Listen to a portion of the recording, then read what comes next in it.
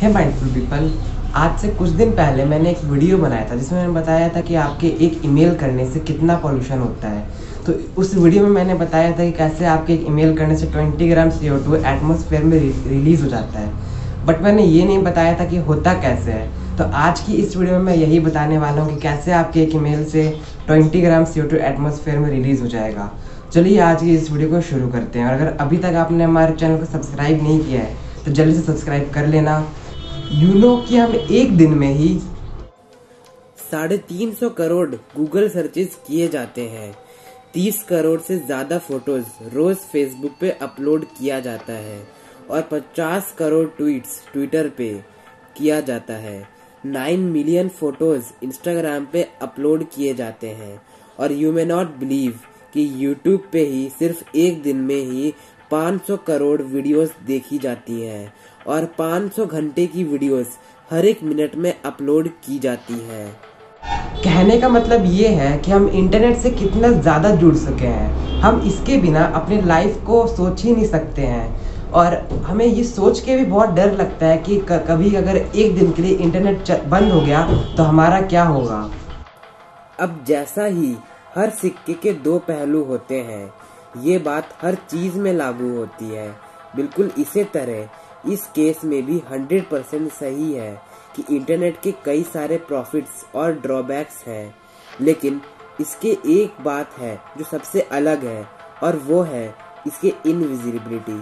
मतलब ये सारा सिस्टम काम कैसे करता है, कैसे दुनिया से सारे स्मार्टफोन्स कंप्यूटर एक दूसरे से कनेक्टेड रहते हैं और क्या ये इनक्रेडिबल और इनविजिबल इंटरनेट इन्वायरमेंट पर कोई असर डाल रहा है।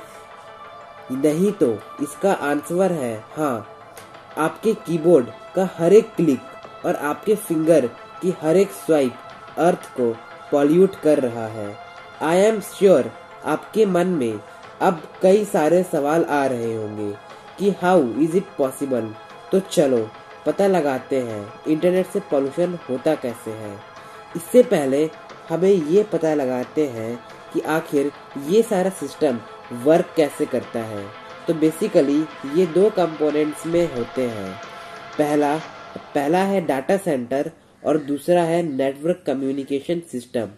डाटा सेंटर वो जगह जहां इंटरनेट की सभी डाटा को स्टोर करके रखा जाता है और नेटवर्क कम्युनिकेशन सिस्टम वो है जो उन डाटा सेंटर से डाटा को हम तक लाता है। कुछ समझ आया?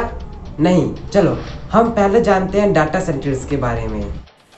आज दुनिया में 450 करोड़ लोग इंटरनेट से जुड़े हुए हैं और पूछो कि इंटरनेट पे कितना डाटा मौजूद है तो सिर्फ गूगल, माइक्रोसॉफ्ट, अमेज़न और फेसबुक का ही टोटल डाटा 12 लाख पेटाबाइट्स के बराबर होगा। और ये वो डाटा है जो हमारे एक्सेसिबल वेब का हिस्सा है, मतलब जिससे हम चला सकते हैं। बाकी जो बचे बैकएंड का डाटा है जो इससे चलाने में हेल्प करता है, मतलब उसकी कोडिंग, इस सब को तो हमने इसमें काउंट ही नहीं किया। अगर हम इंटरनेट के मौजूद सभी डाटा का एस्टिमेट लगाएं तो ये 44 ज़ेटाबाइट होगा और 1 GB is equal to 1 trillion GB के बराबर होता है। Just imagine how big the internet is. अब सवाल ये उठता है कि ये डाटा आखिर रखा कहाँ जाता है। कोई तो ऐसी कंप्यूटर होगा जहाँ ये सब स्टोर होगा, तो इन्हें जगहों को हम डाटा सेंटर कहते हैं। एक डाटा सेंटर का स्पेस करीब 10 फुटबॉल ग्राउंड के इक्वल होता है और यहाँ पे कंप्यूटर सिस्टम का और स्टोरेज डिवाइसेस का बहुत ही बड़ा और कॉम्प्लेक्स नेटवर्क बना रहता है। मतलब यहाँ बहुत से कंप्यूटर डिवाइस होते हैं और उनसे कनेक्टेड होते हैं हजारों स्टोरेज डिवाइसेस जैसे कि हार्ड ड्राइव और SSDs। इनमें दुनिया भर के लोगों के द्वारा डाटा अपलोड होती है। इवन अगर हम बात करें इस वीडियो की भी, तो ये वीडियो भी दुनिया के किसी एक डाटा सेंटर के अंदर, किसी फिजिकल ड्राइव के अंदर ही स्टोर होगी। तो इसके करंटली 16 डाटा सेंटर है। अब जाहिर सी बात है इतने बड़े डाटा सेंटर को अच्छे खासी इलेक्ट्रिसिटी की जरूरत होगी। मेनली इनको इलेक्ट्रिसिटी दो कामों के लिए चाहिए। पहला तो ये डाटा सेंटर्स 1 सेकंड के लिए बंद नहीं होने चाहिए, क्योंकि इंटरनेट 1 सेकंड के लिए बंद नहीं हो सकता है। अगर ये बंद होते हैं तो इंटरनेट भी बंद हो जाएगा।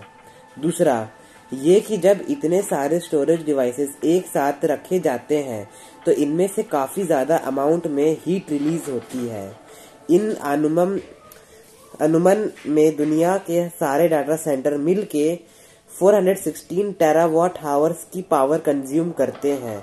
दुनिया भर में जितनी इलेक्ट्रिसिटी कंज्यूम होती है उसका ये 3% है, जो अपने आप में ही एक बहुत बड़ा नंबर है।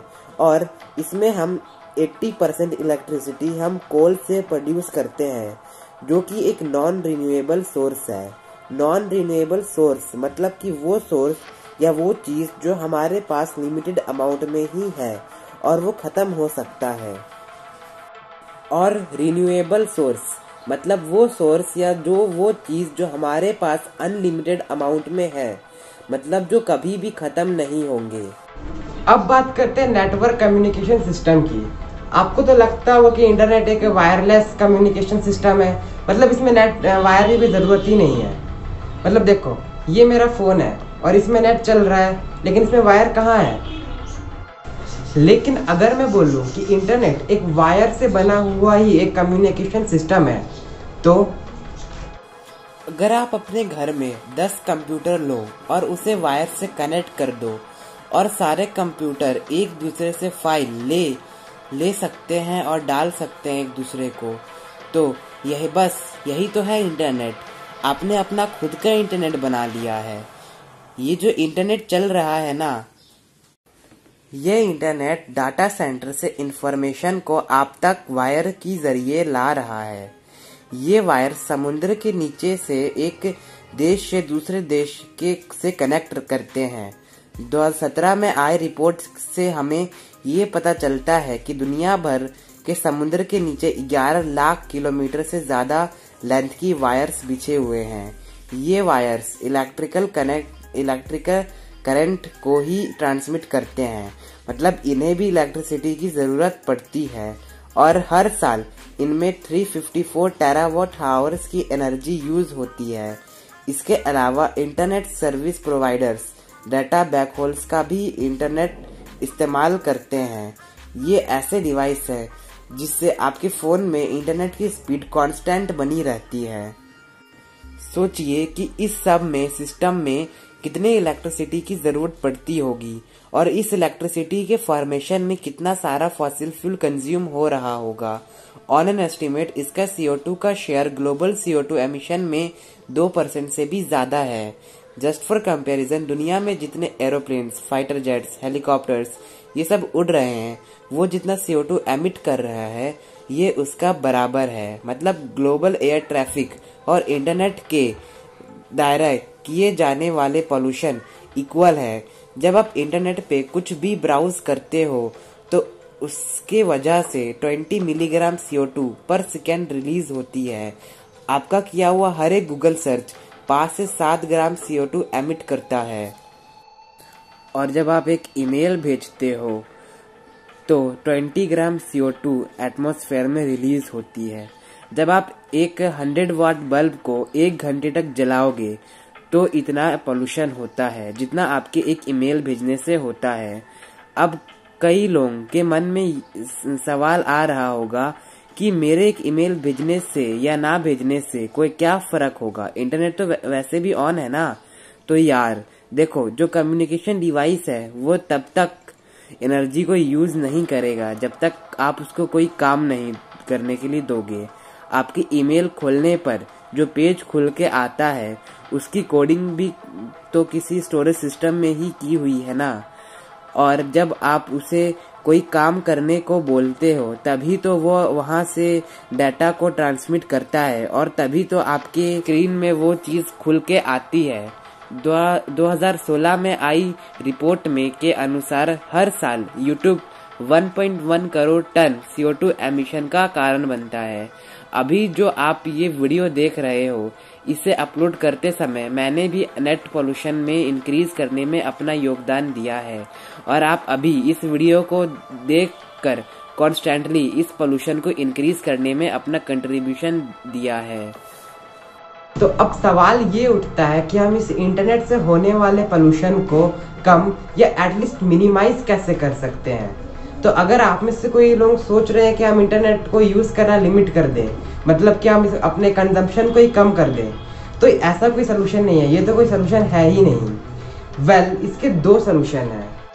एक तो ये कि इंटरनेट सर्विस प्रोवाइडर और डाटा सेंटर की इंटरनेट की पर जितना भी सारे पेज और इन्फॉर्मेशन को कंट्रोल करने वाला सिस्टम को ये ध्यान देना चाहिए कि हम इस सारे प्रोसेस को वेल ऑप्टिमाइज करके रखें, तो इसमें इलेक्ट्रिसिटी और हीट दोनों ही कम कंज्यूम होंगी। सेकेंडली, हमें ये कंफर्म करना चाहिए कि इस प्रोसेस में जो इलेक्ट्रिसिटी आ रही है वो फॉसिल फ्यूल से ना आके किसी रिन्यूएबल सोर्स से आए। मतलब हमें रिन्यूएबल सोर्स का यूज ज्यादा से ज्यादा करना होगा। और एप्पल जैसे कंपनी अपने पावर कंज्यूम का 83% एनर्जी रिन्यूएबल सोर्स से ही लेती हैं, और गूगल भी 49 के आसपास रिन्यूएबल सोर्सेज का यूज करते हैं। लेकिन अमेजन और नेटफ्लिक्स जैसी ये बड़ी बड़ी कंपनियां अभी भी काफी पीछे हैं। तो आई होप कि जो बड़ी कंपनियां फ्यूचर में एटलीस्ट 50% अपने एनर्जी कंजम्पशन को रिन्यूएबल सोर्सेज पे डिपेंड कर देगी। अब ये सब बात सुन के तो आपको लग रहा हो कि इंटरनेट बहुत खराब चीज़ है, बहुत बेकार चीज़ है, मतलब हम जानबूझ के ही अपने नेचर को खराब कर रहे हैं। तो आपका ये सोचना बिल्कुल ही गलत है, और असल में हम ऐसा करके अपने अर्थ को बहुत हद तक बचा भी रहे हैं। अच्छा चलो मैं आप खुद ही बताता हूँ, मैं चलो आपको कुछ एग्जाम्पल्स बता दूंगा और आप खुद ही बता रहा कि इनमें से कौन सा तरीका हमारे रिसोर्सेज को कम से कम यूज करेगा। अपने दोस्त से व्हाट्सएप या ईमेल पे चैट करना, या पेन और पेपर पे उनके पास लेटर भेजना, इंटरनेट से ई बुक डाउनलोड करके पढ़ना, या शॉप पे जाके प्रिंटेड बुक खरीदने में, ऑनलाइन मूवीज देखने में, या फिर सीडी या पेन ड्राइव जैसे प्लास्टिक के स्टोरेज डिवाइस में स्टोर करके लाने में। मान लो कि आपका कोई करीबी मुंबई में रहता है और आप दिल्ली में रहते हो, आप उससे बात करना चाहते हो, उसे देखना चाहते हो, तो उसे आप स्काइप पर वीडियो चैट करोगे कि दिल्ली से मुंबई का टिकट खरीद कर उसे मिलने चले जाओगे। और आपको इन सवालों के जवाब पता है? अगर पता है तो जल्दी से इस वीडियो को लाइक कर दो, और इस इंफॉर्मेशन को अपने दोस्तों और फ्रेंड्स के साथ जरूर शेयर करना, ताकि उन्हें भी तो पता चले कि वो अनजाने में कितना ज़्यादा पोल्यूशन फैला रहे हैं। And thanks for watching this amazing video. और गाइज यार, इंटरनेट को छोड़ के कहीं मत जाना, क्योंकि अगर आप ही चले जाओगे तो हमारे नॉलेजेबल वीडियोस को कौन देखेगा। चलो मिलते हैं एक नेक्स्ट वीडियो में।